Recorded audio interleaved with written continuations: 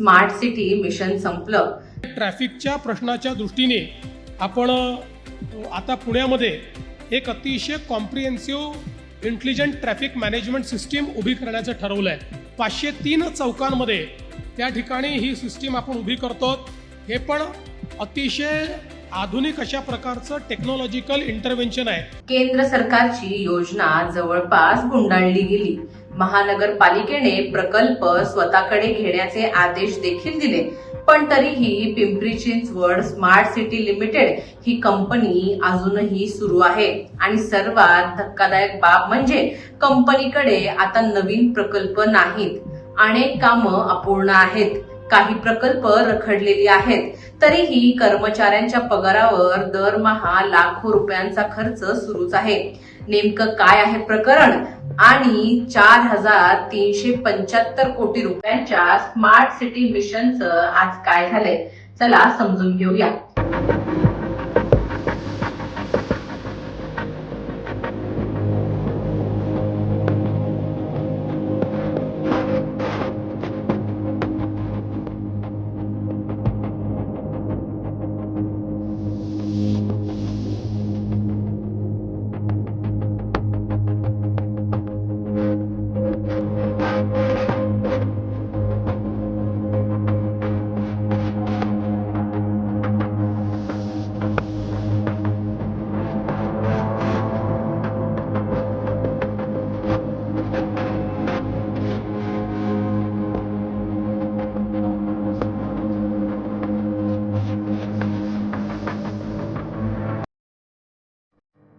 नमस्कार, मी अनुष्का आणि तुम्ही पाहताय राज्य लोकतंत्र।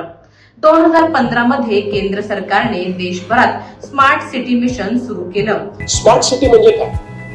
स्मार्ट सिटी म्हणजे ज्या ठिकाणी पुरवण्यात येणाऱ्या सगळ्या सेवा या महत्तम कार्यक्षमतेने काम करतात, ज्या ठिकाणी त्या परवडणाऱ्या असतात आणि तरी देखील अतिशय इफिशियंटली त्या सर्व्हिसेस प्राप्त। या योजनेत पिंपरी चिंचवड शहराची निवड झाली आणि 30 डिसेंबर 2016 रोजी Pimpri Chinchwad smart city limited या विशेष कंपनीची स्थापना करण्यात आली। या कंपनी मार्फत शहरातील विविध विकास प्रकल्प राबवण्यात आले।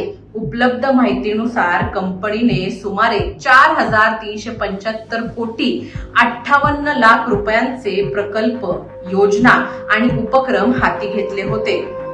यामध्ये स्मार्ट रस्ते, डिजिटल सुविधा, स्मार्ट सिग्नल, पर्यावरणीय प्रकल्प, सार्वजनिक जागांचं सुशोभीकरण आणि वाहतूक व्यवस्थापनासारख्या अनेक योजनांचा समावेश होता। मात्र आता सर्वात मोठा प्रश्न निर्माण झाला आहे। कंपनी स्थापन होऊन जवळपास 9 वर्ष झाली असताना अनेक प्रकल्प आजही अपूर्ण आहेत। काही कामं विलंबामुळे रखडली आहेत, तर काही प्रकल्पांचं हस्तांतरण अजूनही झालेलं नाही। त्यामुळे स्मार्ट सिटी कंपनीच्या कार्यपद्धतीवर आणि भवितव्यावर प्रश्नचिन्ह उपस्थित होत आहे। मार्च 2026 मध्ये तत्कालीन आयुक्त श्रावण हर्डीकर यांनी सर्व स्मार्ट सिटी प्रकल्प संबंधित विभागांकडे हस्तांतरित करण्याचे निर्देश दिले होते। 31 मार्च 2026 पर्यंत ही प्रक्रिया पूर्ण करण्याचे आदेशही देण्यात आले होते। महापालिकेची भूमिका स्पष्ट होती।